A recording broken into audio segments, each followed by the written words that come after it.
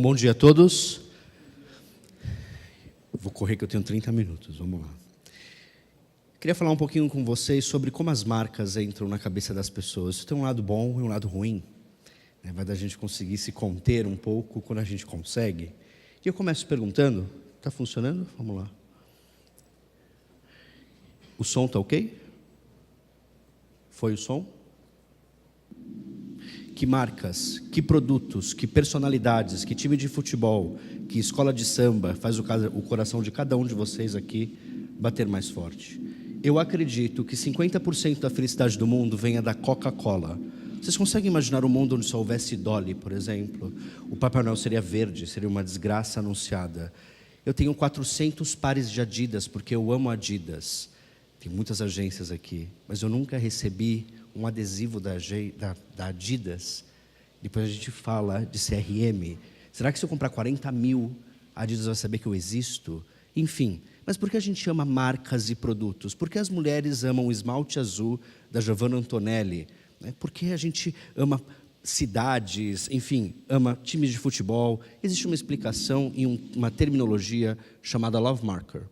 Isso é um livro, isso é um termo e é um livro. Eu convido quem não conhece, quem não leu, tem a oportunidade de ler este livro. Segundo essa metodologia, quando a gente analisa uma marca, uma personalidade, um produto, através de dois aspectos, que é amor e respeito, marcas altamente amadas e respeitadas são chamadas de love markers. Então, vou fazer uma brincadeira com vocês. Eu vou falar uma marca, vocês falam amado ou odiado. Combinado? Para a gente acordar e aquecer aqui? Beleza? É amado ou odiado. Vamos lá, a primeira marca é Nestlé. Havaianas. Tá bom. Sadia. Vivo. TIM. Caixa Econômica Federal. Okay. Ninguém acorda e fala assim, que vontade de ir na Caixa, porque eu vou ver gente bonita, clima de paquera. Quando eu chego na Caixa, eu me sinto no spot. Não me sinto no spot. As marcas induzem sensações nas pessoas. Mas por que é importante entrar dentro da cabeça das pessoas? Por conta do inconsciente. Diversos estudos e diversos institutos de neurociência aplicada à comunicação chegaram à conclusão e chegaram a alguns números.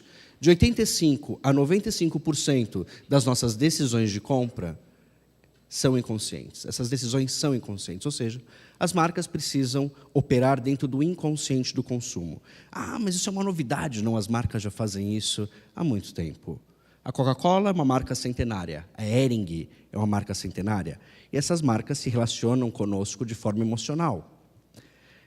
Infelizmente, alguns mercados só vendem value proposition e não conseguem avançar na comunicação inconsciente. É um desafio grande que nós temos.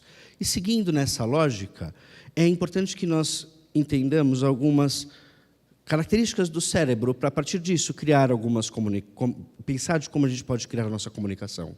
Primeiro, sobrevivência e reprodução são as forças motrizes do cérebro. Ah, Kimura, mas isso funciona para B2C. Não, para B2B também. Eu vim do mundo de tecnologia, trabalhei na Microsoft, numa outra que chamava Oracle. E dentro desse universo que eu trabalhei, sempre que eles queriam vender uma tecnologia, a gente chegava no cliente falando que a nuvem ia resolver tudo, essa era a verdade. Só que a gente tinha que provar por A mais B o que era a tal da nuvem. E a gente tinha que fazer o que em marketing a gente faz muito, o cálculo do ROI. Mas, na verdade, a gente calculava o ROI, vejam só, porque não existia algo do outro lado. A partir do momento que a pessoa do outro lado, outro CIO, outro CTO, CMO, entende que a solução vai trazer o retorno, ele sente segurança, é uma sensação, ele compra. Enquanto eu não consigo transmitir segurança, ele pede o ROI.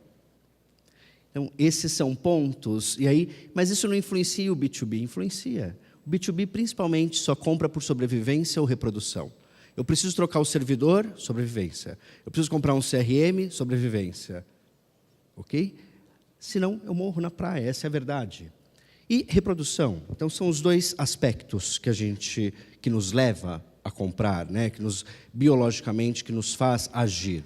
Uma outra característica que eu vou falar um pouquinho mais à frente, o cérebro busca recompensas imediatas. Nós somos imediatistas, por mais boba que seja a recompensa. Vocês vão perceber isso. E uma outra coisa interessante, que tem uma grande oportunidade para todos nós aqui, o cérebro busca alterações. Na verdade, ele tenta fazer tudo dentro de um padrão pré-determinado. Claro, se eu faço as coisas dentro de um padrão, eu economizo energia. Eu preciso economizar energia a todo momento. Logo, se eu inverter essa lógica, se eu alterar um padrão neural pré-estabelecido, eu chamo atenção. Ok? Eu faço a pizza da caixa quadrada, impressa, todo mundo deve conhecer aquela Colgate Luminous White Advantage, que a embalagem brilha e tem um diamante no canto em alto relevo. Faz a caixa da pizzaria desse jeito. Vira a melhor pizzaria de São Paulo. São valores inconscientes que nós podemos criar nos produtos. E falando um pouquinho de alterar padrões determinados, eu vou dar alguns exemplos para vocês. Esse é um exemplo que concorreu a Cannes esse ano. Acredito que não ganhou por ser muito controverso, mas é baseado em alteração de padrão neural pré-estabelecido. Tércio, pode me ajudar, por gentileza?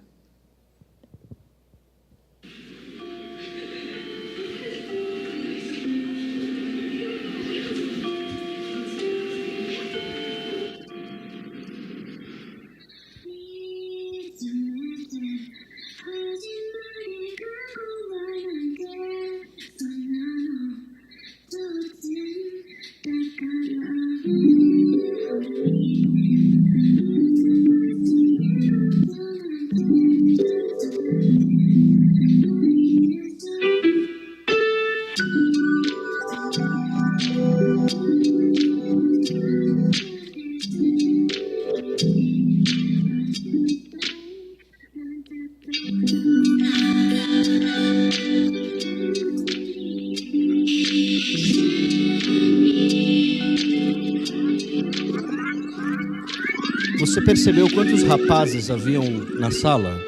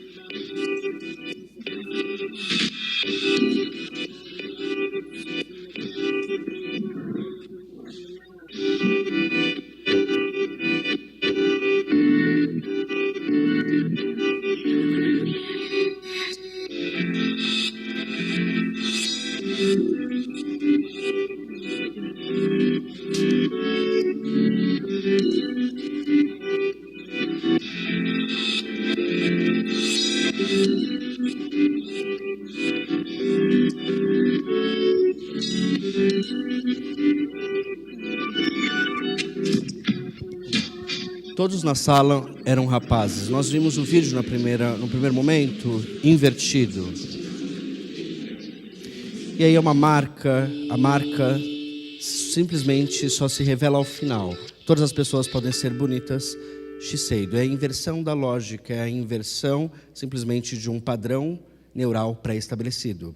E, infelizmente, em marketing nós temos todas as regras de uso do logo, da tipografia, do compliance, do XPTO, do XPT, e aí a gente acaba engessando. E quem é de agência sabe disso, né? Eu sempre fui cliente da agência. A agência vem com uma ideia incrível, e aí tem o pessoal do compliance, que não entende nada de marketing e nada pode fazer. Enfim, é uma briga absurda. Existem empresas que têm um pouco mais de criatividade ou liberdade e permitem com que a agência participe, que a agência, de fato, sugira o que pode ser mais interessante. O cérebro responde, basicamente, para dois tipos de imagem e sensações. Existem um tipo de imagem, um tipo de sensação que desperta altamente o cérebro. Imagens e sensações que despertem desejo no cérebro chamam muita atenção e isso nos atinge rapidamente. Vários mercados usam imagens de desejo, como o mercado de moda, por exemplo. Isso é muito usado, muito explorado no universo de moda. Ou o cérebro responde à aversão. A aversividade também faz com que o cérebro responda. Só que aí dentro da sua empresa você tem toda uma toda uma regra de como utilizar o tamanho da fonte. Quando eu trabalhei nessa empresa que eu disse que era essa tal de Oracle, eu fiz uma garrafa escrito quanto mais Coca-Cola, melhor. E o marketing da empresa exigia que a Coca-Cola mudasse a tipografia da garrafa. Veja, não faz o menor sentido. Então, como eu ia chamar a atenção, sendo que eu tinha que mudar? Enfim. E aí, como você brinca com esse tipo de elemento? Então, eu vou mostrar para vocês como a aversividade pode funcionar, e a gente fala um pouquinho sobre isso. Pode me ajudar com esse vídeo? Se quiser deixar um pouquinho baixo, eu narro ele. Vamos lá.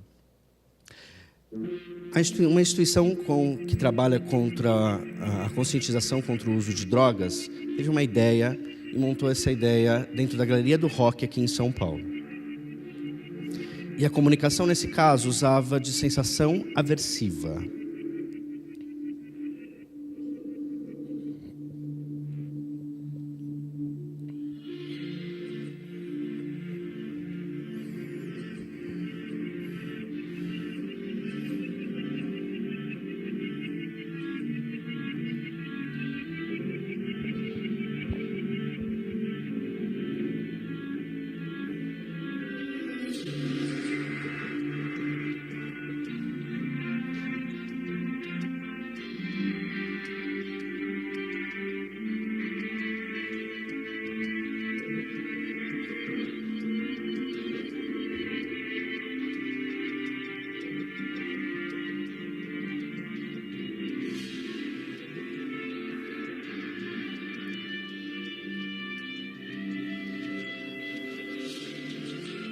Do ponto de vista de criação, é muito simples a construção da ideia, né? Eles fizeram a impressão de toda a campanha numa massa feita de farinha de trigo.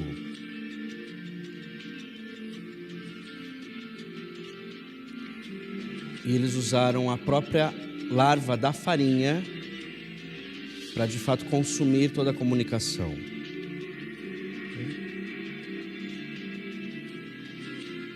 Mas o resultado final é incrível, é o que realmente é necessário ser transmitido e é o que as pessoas precisam de fato sentir, para talvez pensarem.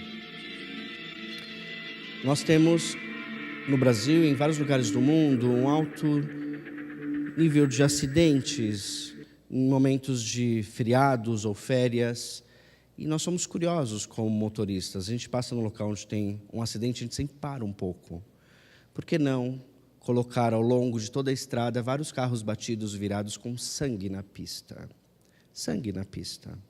Talvez isso faça com que as pessoas não corram. Não basta colocar uma placa, hoje em dia, somente não corra, tenha cuidado. Isso não é aversivo? Coloque sangue na pista, talvez seja um pouco mais aversivo. Segundo o neuromarketing, que é a área... Os publicitários se uniram com neurocientistas. Existem várias empresas que fazem esse tipo de pesquisa no Brasil. Uma delas é a Nielsen, outra é a 4Brain. São as duas principais empresas que fazem isso. E criaram-se métricas. Quais são os KPIs do que se pode medir? Atenção, esses são os 3 KPIs. Atenção, memória e emoção. Porque essas 3 áreas ficam em áreas específicas do cérebro e é possível ler. Mas como se faz isso? No momento que eu vejo um vídeo no YouTube, no momento que eu vejo um folder, é possível colocar a pessoa numa máquina de ressonância magnética ou através de eletroencefalograma e entender o quanto aquela peça gerou de atenção e quais emoções aquela peça gerou. Essa é a diferença do que se pode fazer hoje. Mas, a bem da verdade, estava até conversando com o pessoal todo aqui do evento antes, tudo isso já vem sendo construído pelas agências, né, pelas marcas. As marcas sempre tiveram e sempre criaram emoções para as pessoas. A diferença é que você pode medir isso, né? E quando a gente fala de neurométrica, e eu convido vocês a gente olhar as coisas de uma forma diferente. Toda empresa que eu vou, ontem dei uma palestra para a Chevrolet, semana passada foi para o Ipiranga, e eu percebo que as empresas sempre têm um produto incrível, têm um diamante dentro de casa e não conseguem comunicar. Porque parte do share of attention das pessoas não está somente na web. A web é uma parte do share of attention, claro que é. Só que o comportamento de consumo previsível também é um share of attention. E hoje, as pessoas, eu costumo dizer, Basta a gente observar, passa um dia na 25 de março e depois vai para o shopping JK. Você vai reparar a mesma coisa. Os rapazes são uma camiseta de uma marca chamada Hollister, uma calça jeans de uma marca chamada Diesel, um tênis de uma marca chamada Osklen, um iPhone e um i30. E eles colam o adesivo do iPhone no i30. E as mulheres têm Michael Kors e Marc Jacobs. As pessoas são Ctrl-C, Ctrl-V, mas elas se acham únicas e exclusivas com os mesmos restos que elas compraram em Miami. E grande parte da atenção das pessoas vai aqui. Que o dólar está 4, logo eu não tenho dinheiro para ir para Miami, logo eu não posso fazer um enxoval e eu não posso mais comprar as coisas para ser único. Eu quero dizer com isso, a gente vive um clichê também, e eu vejo que nós, no marketing, temos que entender tudo sobre BI, a internet das coisas, CRM, Big Data, inbound marketing, outbound marketing. Para mim, é uma evolução do e-mail marketing, que muita gente já fez. Aí o pessoal tem uma novidade, e-book. Ok, a gente já fez white paper, então foram evoluções que ocorreram. Um profissional de marketing não pode deixar de saber de tudo isso. Isso é um desafio gigantesco. Que palavra eu compro, que palavra eu não compro, o que mudou no Google, o que mudou no Facebook, faço a mídia no Instagram, e aí a gente começa uma loucura de saber e se adaptar. Faz parte do jogo. Só que poucos de nós vamos buscar entender um pouco mais sobre a mitologia do consumo, antropologicamente, porque um produto é comprado, psicologicamente, filosoficamente ou psicologicamente. Qual é a explicação psicológica de que o Gol foi o carro mais vendido da história? Ele tinha um mito, que era o carro mais roubado, com o seguro mais alto. Mas tinha um outro mito, que você podia parar um Gol em qualquer lugar e você ia consertar e ia custar barato. Esse mito fazia com que o carro fosse mais vendido e ele batia o mito de ser mais roubado, que era um mito que interferia a segurança do produto. Isso, eu convido vocês a gente olhar as coisas de uma forma diferente. E o que eu vou falar agora são conversas de elevador que eu vi ao longo da minha vida corporativa, das pessoas, das famílias do País das Maravilhas. Não sei se vocês já viram isso no dia a dia de vocês. E eu já vi pessoas fazendo assim: meu casamento foi top, meu marido é top, minha filha é top, minha lua de mel foi top, meu vestido foi top, tudo é top. A minha filha é uma princesinha, o aniversário dela vai ser do Frozen. Crianças da Síria têm aniversário do Frozen, ok? Minha avó é guerreira, lutou, foto com a guerreira, selfie com a guerreira, selfie com... Chique, chatice isso. A minha avó veio fugida da guerra com radioatividade, era uma guerreira radioativa. A gente vive no mundo da lua ou a gente vive no País das Maravilhas. Enquanto isso, pode aumentar um pouquinho? Milhões de pessoas, só o som que não ajudou, milhões de pessoas vão para o baile de sainha e dão um vexame na balada, né? Só que a gente finge que a gente é família Doriana. Quando eu entro no elevador, a mulher está com uma bolsa da Michael Kors, uma Pandora, a unha azul. Eu falo, ela tem 1,30 e vai cair 50 tons de cinza dentro dessa bolsa. Ou um livro para colorir, né? Não sei se vocês já viram. Valesca Popozuda, quem não conhece, por favor, se manifeste. Eu não estou perguntando se ela é uma pensadora contemporânea, são coisas distintas. Não tem que eu nem conheça, eu sigo ela. Sigam, é interessante. Eu também sigo a Gisele, sigo famosos. Só que a Valesca janta em Manhattan e almoça. Almoça em Manhattan e janta em Paris no mesmo dia. Ao meio da crise. Para ela, isso tem um poder simbólico, o mesmo desse aqui, que o Itaú levou anos para criar. E MC Bin Laden fez assim, atrás de um terreno baldio. Do ponto de vista mitológico, incrível, incrível, ok? MC Guimê, quem não conhece, que conta plaquinhas de 100 dentro de um Citroën. Eu tenho 400 pares de Adidas, eu amo a Coca-Cola, tatuaria a Coca-Cola no corpo inteiro, não ia ganhar uma Coca zero, e o cara patrocinado pela Coca. Esse outro é incrível, porque ele é 99% anjo perfeito, mas aquele 1% é vagabundo, né? E aí a gente tem vários outros, MC Gui, sonhar, nunca desistir, ter fé, que é o meio da crise, fez uma festa de 3 milhões de reais, que todos puderam seguir no Instagram. E depois, por último, nós temos ela, a Joelma, que era do Calypso, que é do Apocalipse. Imagina os problemas de PR que envolvem a Joelma e a assessoria toda por trás dela, né? Eu adoraria ser da assessoria de imprensa da Valesca. Imagina se alguém manda uma pergunta meio revirada, você também pode dar uma resposta do jeito que não tem compliance, né? Ao meio da crise, a gente não para perceber que todos eles ganham mais que CIOs, essa é a verdade. Por que eu falo isso? Esse é o momento onde talvez a sua empresa, que tem aquele público-alvo específico, e sempre tinha aqueles outros que não eram públicos que você dava atenção. Nesse momento, talvez valha a pena dar atenção para esse público e tentar desenvolver esse público. E tirar oportunidade da onde talvez eu não colhei e eu nunca foquei. Porque o público-alvo em si já me conhece. Todos eles não têm X35. E X35 é para os fracos, né? Aqui a gente está falando de outras coisas. Eu vou correr que eu tenho pouco tempo. E aí, eu falando um pouquinho de X35, eu adoro essa história que é The Spirit of Ecstasy. The Spirit of Ecstasy é um mito. Pode me ajudar, Tércio, com o primeiro vídeo aqui? O primeiro do canto aqui. Eu vou contar para vocês o que é The Spirit of Ecstasy. Conseguiu? Todos os carros da Rolls-Royce saem de fábrica com uma escultura à frente do capô, denominada The Spirit of Ecstasy. Essa escultura foi criada em 1911 por um cliente da Rolls-Royce que pediu, ao receber seu carro, disse: eu gostaria de ter alguma coisa aqui no capô, uma escultura. A Rolls-Royce disse que não podia fazer, ele foi lá e fez. E a partir daí, a Rolls-Royce achou aquilo tão interessante que passou a colocar a escultura frente aos seus carros. Okay? Basicamente, essa é a história mitológica que a gente tem da escultura de Rolls-Royce. E essa escultura foi baseada numa mulher chamada Eleanor Thornton, que se sabe que seria a suposta secretária desse dono do carro. Então, não se sabe se é verdade ou mentira, o que, na minha opinião, abre grande precedente para ser verdade, porque ele não falaria para a mulher que fez baseado na secretária, porque ele ia ficar #chateadíssima na época. E aí, só para vocês entenderem, essa é a escultura que existe há mais de 100 anos nos carros da Rolls-Royce. Pode me ajudar com outro vídeo só? Eu vou dar vou voltar aqui. O segundo vídeo, o de cá. Aí a Rolls-Royce, nessa história, carro autônomo, o Google arrasou. Senta lá, Cláudia, o Google não arrasou. O Google está no mercado brigando com Mercedes, BMW, Rolls-Royce e todo mundo.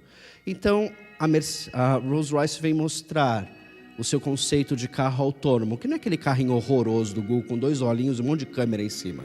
Não, é algo bem requintado.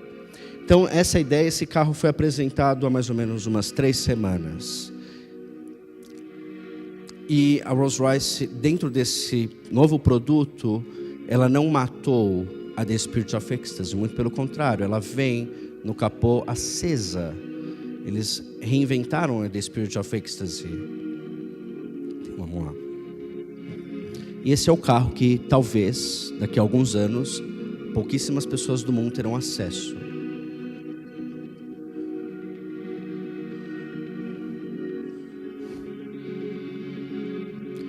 E o carro, por ser um carro autônomo, ele é guiado por um software, que você conversa com o carro.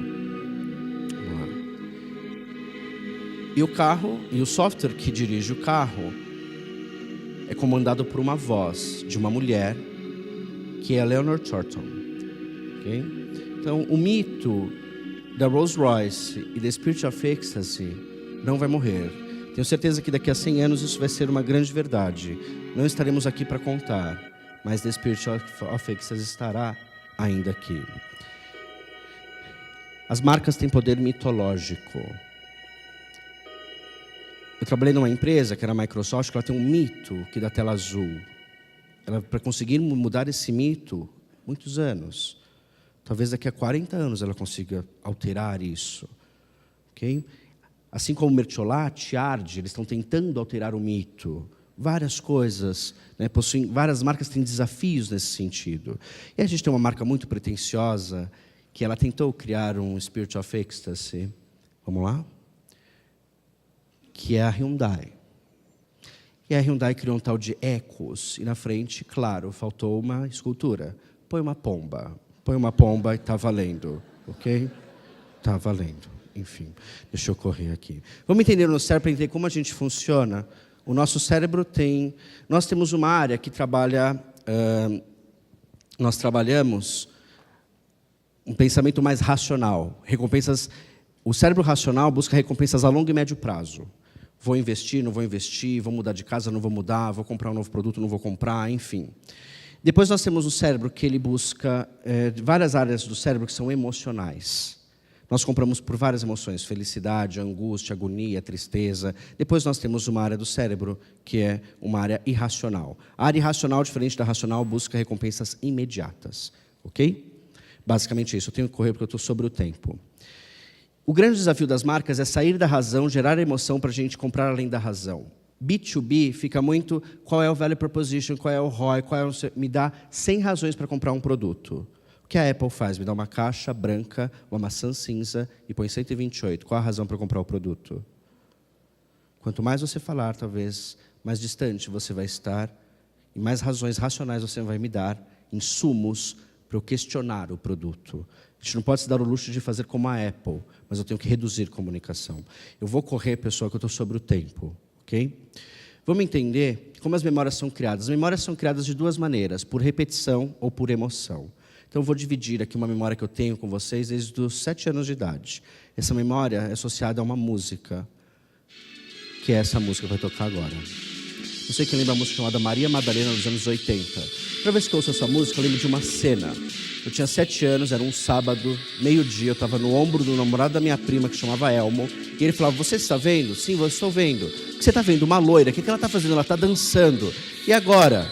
Não, agora está ficando escuro. Mas e agora? Agora apareceu uma grade. E agora? Ela começa a bater nessa grade, tudo fica escuro e ela vira um macaco. A partir disso, eu não lembro de absolutamente nada, ok? Quem lembra disso é a Monga. Por que eu conto disso até hoje? Isso é extremamente emocional. Eu tinha alto nível de ansiedade para ir no Play Center, várias emoções associadas. As marcas se constroem de forma emocional. Outro dia eu vi uma discussão de nutricionistas contra a Coca Life, que a Coca estava enganando as pessoas. Toma quem quer. A Coca não está enganando ninguém, ok? Não existe enganação. Várias da nossa cultura foram criadas através de repetição. Não é uma Brastemp. Eu me chamo Fernando e sofri os anos 80 por conta da campanha Bonita Camisa Fernandinho. Enfim, um amigo meu foi passar a lua de mel em Veneza e começou a cantar no meio da gôndola. Dá-lhe um corneto, o corneto mio, epio cremoso e da gelato. A pra curar, pra cur. Tomou Doril, a dor? Mais barato? Piracanjuba. Ou seja, as marcas criam conexões conosco e memória através de repetição. Ei, Mael, um democrata cristão. Vamos lá. Eu vou correr para fechar, para não passar tanto tempo. Existem 6 características do inconsciente que fazem com que a comunicação se aproxime do inconsciente. Primeiro, o cérebro é egoísta. A Coca-Cola vai lá, quanto mais Fernando, melhor. Eu vi milhões de famílias comprando Ana, Beatriz, Cláudio e Luiz. Enquanto eu comprava a família inteira, eu não estava feliz. E a gente começava a marcar isso.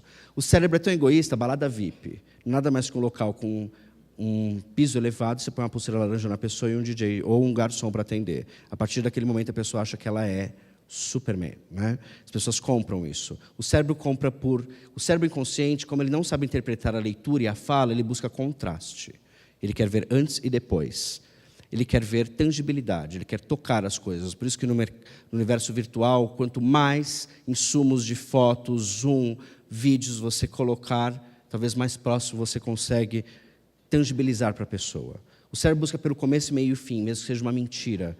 Quem já comprou Pandora, um produto de fim infinito, você compra uma, não tem fim. Figurinha, não tem fim. A Caverna do Dragão, não tem fim. E assim, os produtos se relacionam conosco. O cérebro compra pelo visual, Colgate Luminous White Advantage. Eu só uso a triplação. Eu não caio nessa história, ok?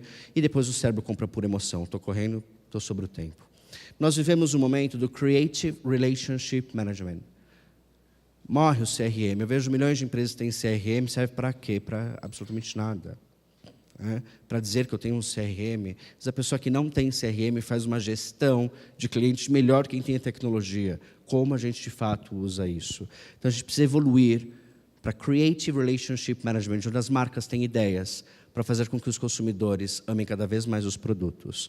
E, para finalizar, eu mostro a ideia, compartilho com vocês essa ideia da Audi, que está baseada nisso e uma série de tecnologias que os próximos panelistas falarão daqui para frente. Pode me ajudar, por favor? Para lançar o novo Audi A8 na Alemanha, que é o produto mais premium da Audi, a Audi teve uma ideia. Eles enviaram para os principais clientes uma caixa preta de alto design com botão Start-Stop. Foi um lançamento extremamente limitado. Então, os principais clientes receberam essa caixa. Ao apertar o botão Start Stop, uma contagem regressiva de 90 minutos se iniciava. A caixa disparava o sinal GPS de onde ela estava, e a partir daí, a equipe da Audi tinha 90 minutos para entregar um novo Audi A8 na localização GPS da caixa, para que o cliente pudesse fazer o test drive do produto por um dia. Aqui nós vemos a internet das coisas, Big Data, geolocalização, CRM e tudo isso integrado.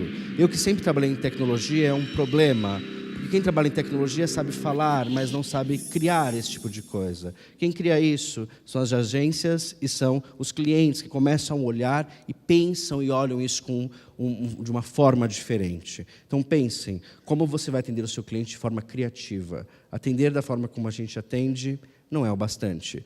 E eu não caio mais nessa, baixa o e-book, participe do webinar gratuito. Oi, isso talvez não vai vender nada, todo mundo faz webinar gratuito. Enfim, e a gente vê essa mesmice na comunicação e nas estratégias de geração de demanda. Para mim, o marketing do futuro e as empresas do futuro são aquelas que, de alguma maneira, consigam gerar diferentes emoções, sensações e sentimentos nos consumidores. Essas empresas vão estabelecer conexões emocionais que vão além da razão. Agradeço a Anshan pelo convite, a todos os senhores por estar aqui nessa manhã. Muito obrigado a todos, um bom evento. Obrigado.